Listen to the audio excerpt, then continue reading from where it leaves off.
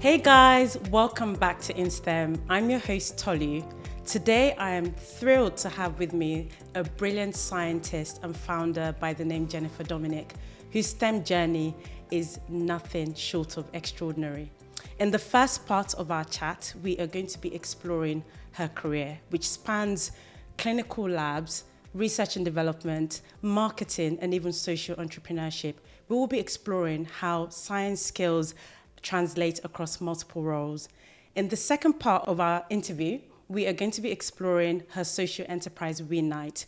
We're going to be looking at how she's using her expertise to power such an amazing organization that's making waves across the STEM field.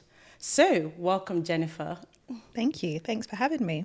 Awesome. So the tradition usually in STEM is that we start with icebreaker questions. Okay. So, are you ready for your icebreaker? Yeah, let's go for it. Okay, so your question is, if you could choose any historical figure to be your imaginary friend, who would you choose and why? A historical figure. Yeah. Okay. So that's a tough one, but I think I would probably go for one of the obvious ones, like Rosa Parks or Nelson Mandela. Very interested. Actually, when I was thinking about this question earlier, I was like, I would answer Nelson Mandela, so snap. Even though it's a second choice, but yeah.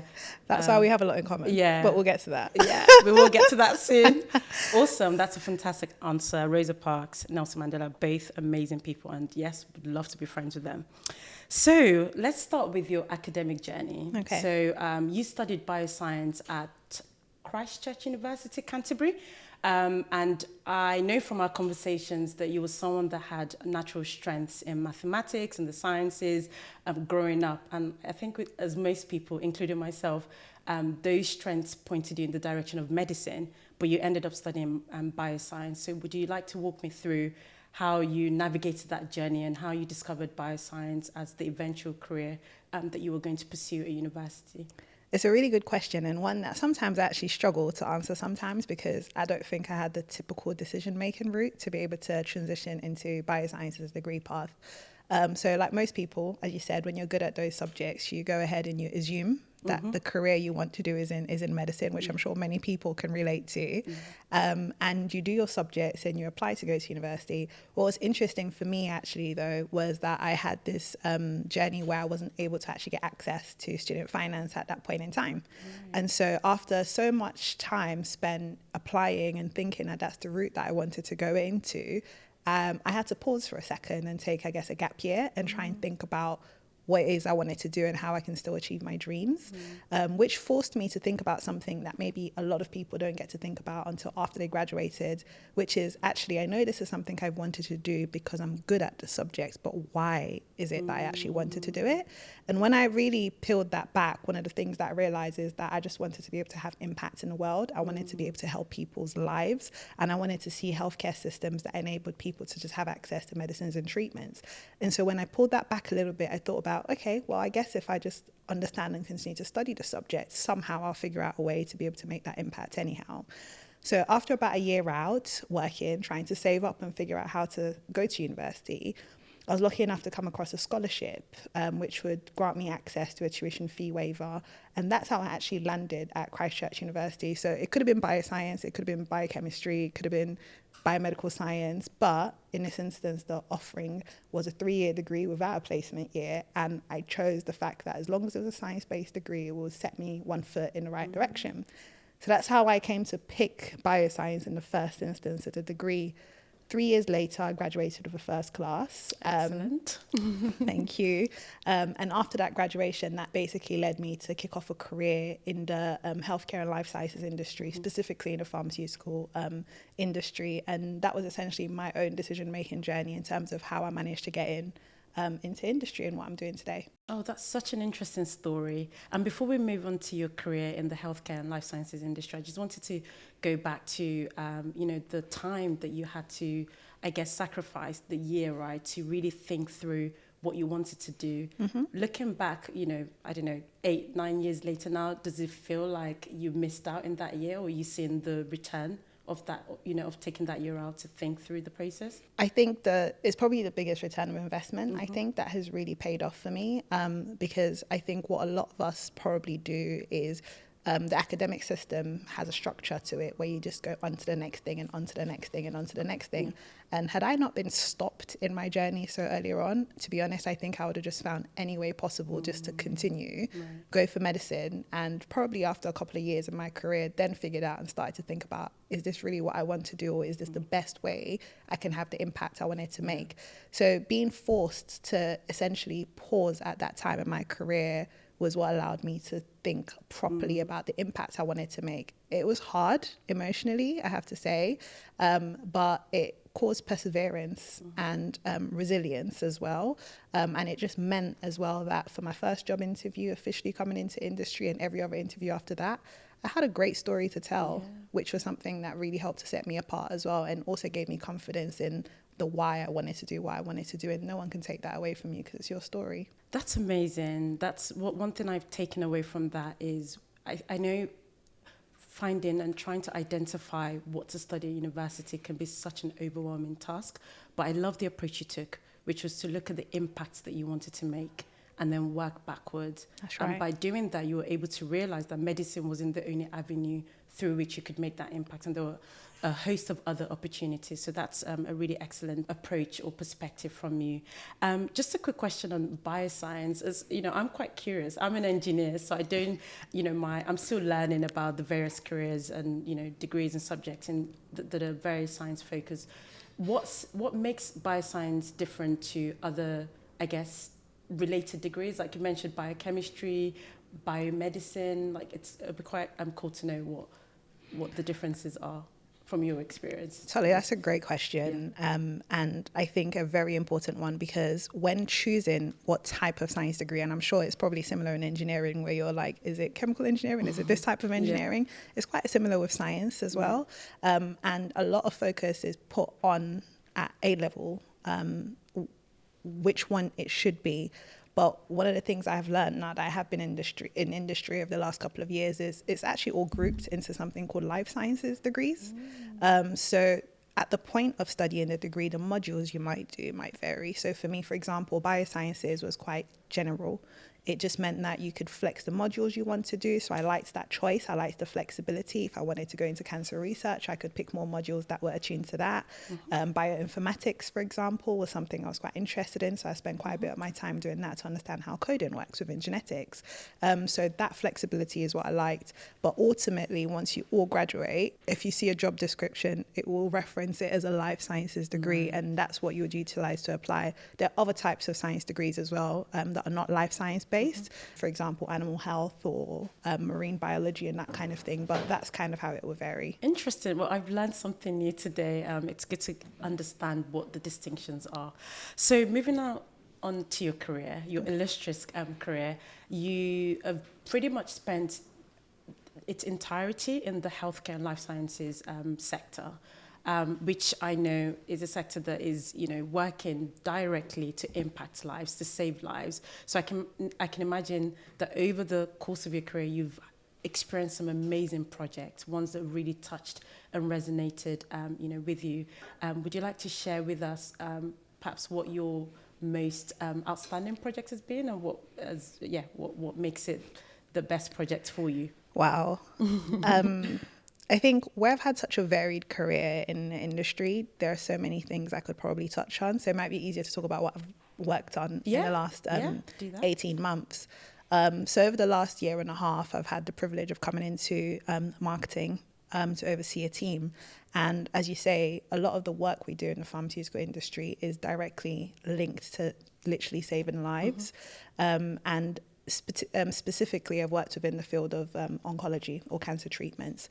And in the last 18 months, I've been tasked with the responsibility of overseeing for a team of pharmaceutical companies that work together in an alliance. And one of the key things we have to do is, I think the word collaboration is thrown around a lot. And what we really had to do is, if we were to come together as two really big companies to try and make sure that if we've got drugs that interact with each other or do things together that optimize the length of time time someone can live or improved outcomes for cancer treatments or anything like that. There's a lot you have to be able to oversee to be able to have that impact. So a huge thing that I was doing in the first 6 months of that 18 months was bringing together the senior leadership teams of those organizations to think about compliance, think about regulations, think about the different things we had to do. But then also when we start thinking about the teams that are working in regulatory, for example, how do we bring a product to market to make sure that we get access to that product so lots of other patients can actually get access to the product? It's one thing the product's being there, but people actually being able to use it. And how do we educate healthcare professionals like doctors and pharmacists to understand the relevance of this product and how it can help different types of patients, so that people truly, like no patient basically is left behind is the narrative we like to be able to say. So that's something we've been able to do. And in addition to that and working across the various teams, what we've been able to do is work together to ensure that after a medicine, for example, has gotten access to be able to come to be available for people for treatment, what we've been able to do with that is ensure that as many people in the UK specifically is what my role will oversee, actually get access to that treatment. So, you know, if you went to your doctor, that was available and that was something that you could use, and your doctor actually really understands how to utilize it as well. So I would say that's a bit of the impact I've had to make. I think as my roles increase with seniority, of course, I'm not the one doing all of the roles on a day-to-day basis, but definitely been able to like work with the experts and the teams that are able to do those things has been really impactful. And that's led directly with the work of my team to save over 1,000 lives in the last year. And that for me is something that you can't even quantify the impact and the motivation that gives to someone when you're going to work every day. That is so fascinating. There are so many things I want to touch on from your answer.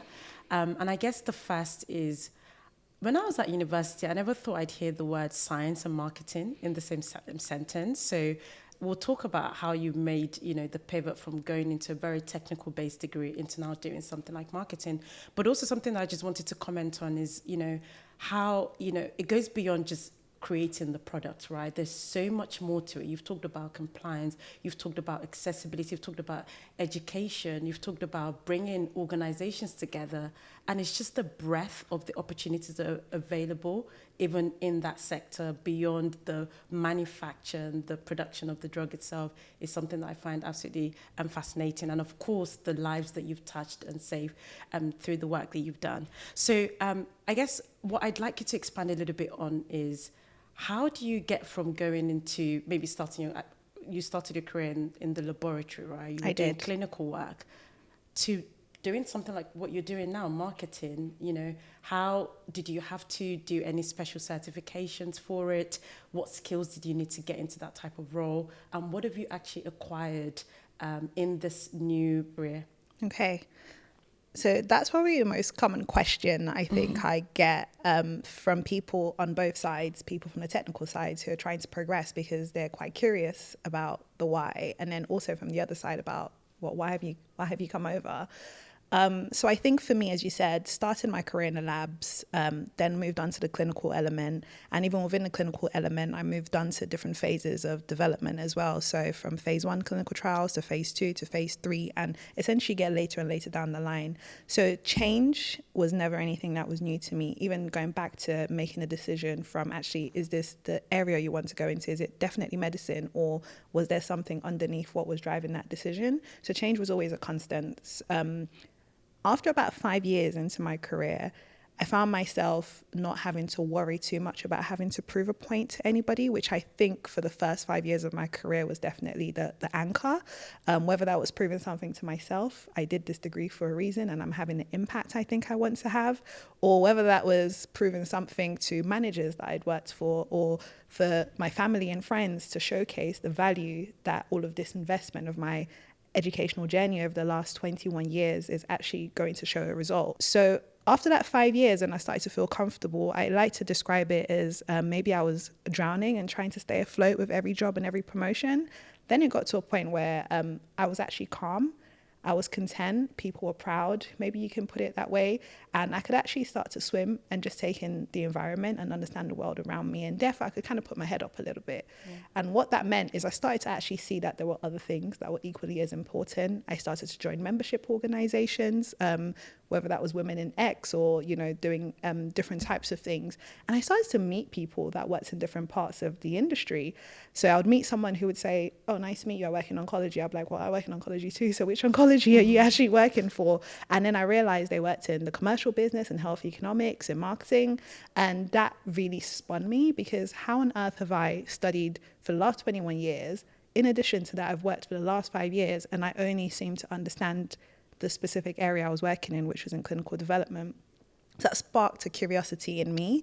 It led me to kind of embark on an online master's degree, actually. It was on Coursera, it's completely free. I just wanted to understand, what is this process of discovery, development, and commercialization, and how does it all work?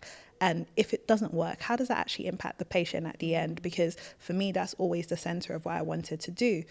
And through that research, I really found out that there were so many other steps that had to happen after what I was actually doing within my role. And there are lots of people that need to enable this to happen. So my patient, if my purpose or my motivation truly was putting patients at the center, then I really ought to make sure that I was doing the best that I could do with any role to make sure that I was actually unlocking that opportunity one step at a time. And a lot of that influence comes from leadership.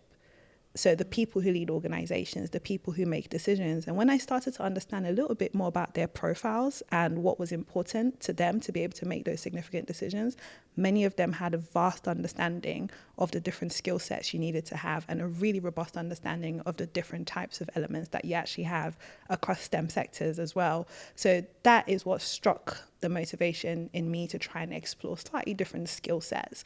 And that's what led me on to apply for my first role outside of a technical field, which is for a chief of staff for our general manager. And that was probably my most senior position at the time. And I got to sit on the senior leadership team working across the entire UK organization. So that was my motivation, to learn a little bit more about how everything actually worked, so that we could truly get the drugs that we were developing or discovering from a pill to the patient bedside, and that someone is actually receiving that drug at the end of that years of journey and investment. That's amazing. That is amazing, because your focus still centered around the patient, but it was basically looking at a different way to make impact. It's such a multifaceted answer for me, because on a personal level, it resonates with me in terms of, the shift from technical to more business-focused roles.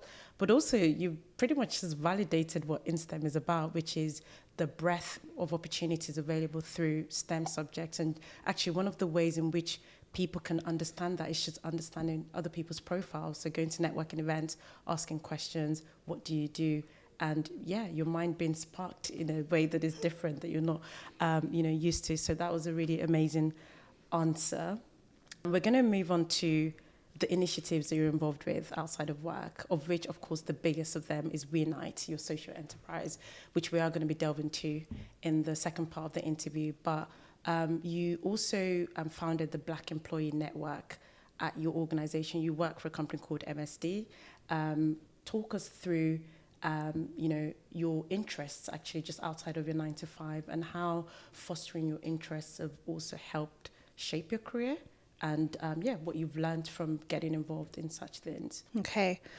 So I think that, my journey with this Black Employee Network, which I'll do a shout out, is actually called League of Employees of African Descent. Okay. So MSD, as you said, is actually a US-based organization, and this lead group has existed in the US for over 50 years. So very, very pivotal influence that they've had over there. However, outside of the US, though, these networks didn't necessarily exist. And after some time, I think after my first or 2 years in MSD, I started to, through networking, be very aware of what other organizations in the UK were doing to try and advance Black talent and increase that pipeline within the organizations. And I think that's what led me to kind of speak up about what more we could be doing to try and make sure that we were bringing people into these organizations and advancing people who are already in organizations. And bringing together a couple of friends across the organization led to the founding of this employee network called LEAD within the UK, which was the first in Europe for our organization. And since that 50 years in existence that they've had in the US, really stretching that team to come over and think about the impact that they can have across the pond, as people like to say. And since starting that network, to be honest, I think there are probably 4 things that it has done for me. The first one is it really helps me to shape my value set. So as I said, for a long time, you're kind of just going with the flow and figuring things out. Starting this network, I really got to understand how to, what things are important and the barriers that actually prevent people from being able to advance across different areas in their careers and personally. So it allowed me to be able to anchor myself to what I truly believe is the right thing to do and the type of leader that I actually really want to be in the future. The second thing it helps me to do is it helped me to speak up and be confident. My communication skills. To be honest with you, speaking like this, being able to articulate my points, it's not something I've always been able to do. But when you're trying to communicate something that you can be very passionate about and you're trying to cut to the point, you really have to be very focused in how you want to get that point across. So the ability to be able to focus my communication and communicate to people across lots of different levels that honestly, I probably would have never had an opportunity to get in front of just based on my day-to-day role. So the ability to be confident and communicate clearly is what that has allowed me to do. It's also given me the opportunity as well to be able to grow in a safe space. So I mentioned leadership was a goal of mine at the point when I pivoted to come into the commercial world to try and broaden my skill set.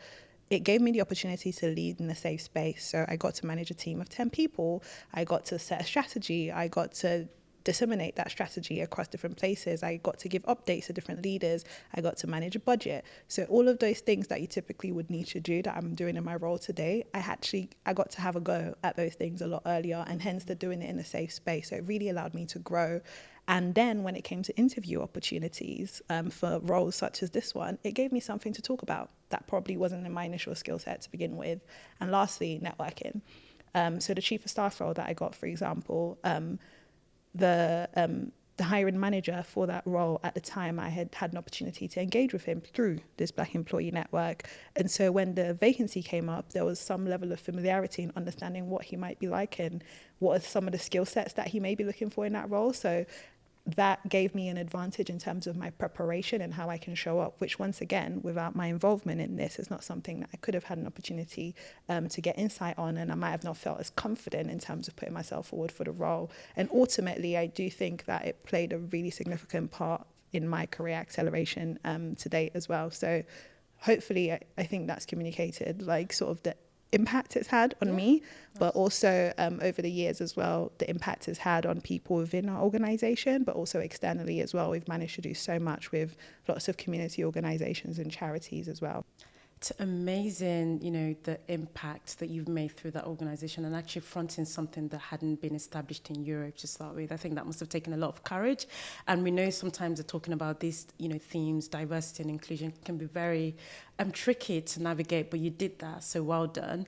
One of my biggest takeaways from your answer is the accelerated path to leadership, which is something I just want the audience to pay attention to, that sometimes your day-to-day work on its own may not be the thing that leads to those opportunities coming to you, but also the strategic initiatives that you get involved with at work.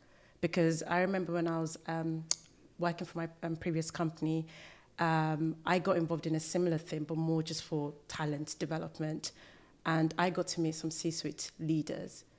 And I was doing some what I thought was quite incredible work in my day-to-day work, but I don't think I ever met anyone more senior than my plant manager, right? So I think that really resonated with me in one of the ways in which you can actually position yourself for leadership as well is to get involved in strategic initiatives at work. The exposure that you get to leadership and how much you can learn from them from such a young, early stage of your career is something that is definitely worthwhile going for. But yeah, that's been amazing. It brings us to the end of our conversation. It's been, just part one. Part two is coming. But yeah, it's been so amazing learning from you. Thank you for inspiring myself and also the people watching. And for those watching, please make sure you share your key takeaways in the comment section. Let us know what your favorite parts of the interview were. And also, if you'd like to connect with Jennifer, I will drop her details in the description box so you can look out for that. Thank you, and I hope you stay with us for part 2.